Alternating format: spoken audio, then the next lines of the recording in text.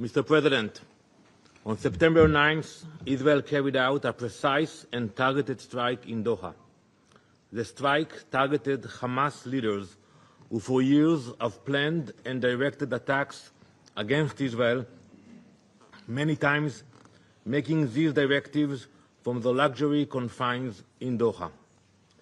These terrorists were the sole target of the operation. The men targeted were not legitimate politicians, diplomats, or representatives. They were the masterminds of terror. They orchestrated the massacre on October 7th, murdering civilians, kidnapping children, raping women, wiping out entire communities. As the smoke still rose from the massacre, even as the attack was still unfolding,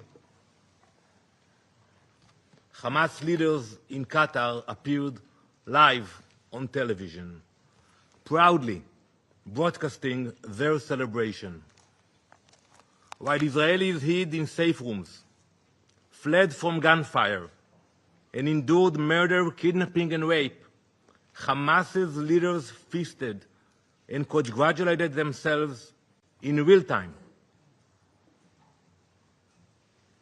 These are the same men who called for jihad to escalate the conflict. They called for blood, not peace. They wild terror, not negotiation. And the terror has not stopped. Just days ago, at Ramot Junction in Jerusalem, Hamas terrorists opened fire on a bus stop crowded with children and adults. 6 innocent people were murdered, among them a 25-year-old who had immigrated from Spain, recently married and building his future in Israel, a rabbi who had dedicated his life to teaching the next generation, 2 residents of the community, struck down in their own neighborhood. Among the wounded was a woman 8 months pregnant, left to fight for her life and the life of her unborn child. These are not numbers. They are lives, families, futures stolen. When the gunfire stopped, the bus and the pavement around it were drenched in blood. This is what terrorism looks like. Mothers clutching babies, a bus stop turned into a battlefield, a community scared in seconds. This is a reality we face in Israel. Terror raising its ugly head almost every single day. And let this council be reminded, there can be no immunity for terrorists. Hamas immediately praised the killers as heroic and exceptional, later claiming full responsibility for the attack and calling the massacre of innocent people a natural response. There is nothing natural about this. It is terror, pure and simple. Today, 48 innocent people are still held hostage by Hamas. Their families live in daily pain. It has been more than 700 days that innocent people have been trapped in Hamas captivity. 700 days of cruelty and abuse. Hamas has used them as bargaining chips, turning their suffering into currency. But let me be clear, there is no immunity for terrorists. Not for those who commit it, and not for those who enable it. Israel has agreed to President Trump's ceasefire proposal. We are ready to stop the fighting. But Hamas refuses. They keep the world waiting. They are in no rush. They have the time. Indifferent to the human suffering that their delay causes.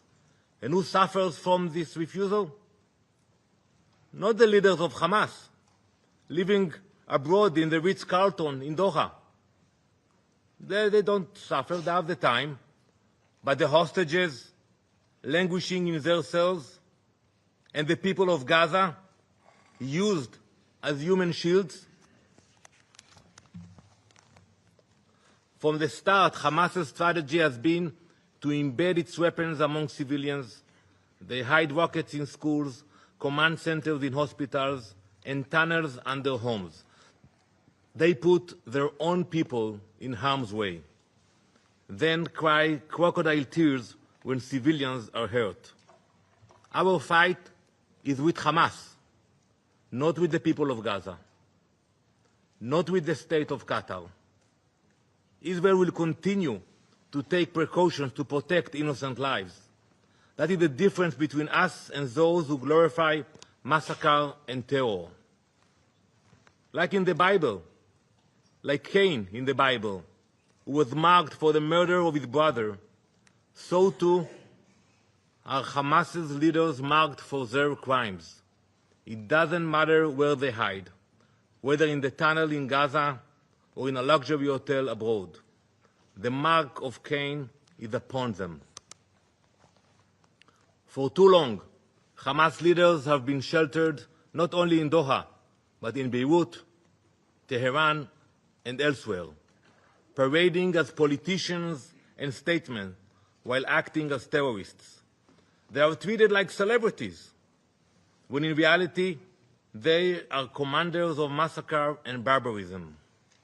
This false disguise of legitimacy gave them freedom to move, to buy weapons, to recruit through so-called humanitarian networks, and to spread propaganda on international platforms that should have rejected them. This strike sends a message that should echo across this chamber. There is no sanctuary for terrorists, not in Gaza, not in Tehran, not in Doha. There is no immunity for terrorists. And yet, here in this Council, some members chose to give Hamas legitimacy, even protection. Israel will not. We will act against the leaders of terror wherever they are hiding. Mr. President, we have heard today in this Council allegations about a breach of the territorial sovereignty of Qatar. But one must ask, where were these concerns when sovereignty was violated by terror itself? On October 8, when Hezbollah launched rockets across Israel's border, when Houthis fired a ballistic missile at Ben Gurion airport, or just days ago, when a Houthi drone crashed into the arrivals hall of Rabon airport, injuring civilians. How can anyone hide behind allegations appealing to the principles of international law while giving legitimacy to those who openly glorify October 7th and continue to plot terror? Mr. President, this brings me to Qatar.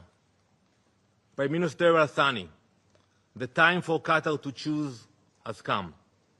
For too long, Qatar has harbored terrorists, offering Hamas leaders sanctuary in luxury hotels while they orchestrate massacres and terror attacks. History will not be kind to accomplices. Either Qatar condemns Hamas, expels Hamas, and brings Hamas to justice, or Israel will. Mr. President, the world has faced moments like this before. Today, the world remembers the devastating terrorist attacks of September 11th. That tragic day, like October 7th for Israel, was a day of fire and blood. In the aftermath of 9/11, the countries that uphold freedom, equality, and democracy in this Council stood shoulder to shoulder. 2 weeks later, this Council adopted Resolution 1373. It said plainly, no state may harbor terrorists. No state may fund them. No state may give them safe haven. I urge you all to read this resolution.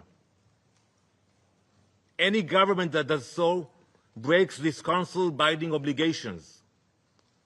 That principle was clear then. It must be upheld today. And when bin Laden was eliminated in Pakistan, the question asked was not Why target a terrorist on foreign soil? No one asked that question. The question was, why was a terrorist given shelter at all? The same question must be asked today. There was no immunity for bin Laden, and there can be no immunity for Hamas. And in facing terror, history shows that members of this council have done the very same. From 2014 to 2022, France struck terrorists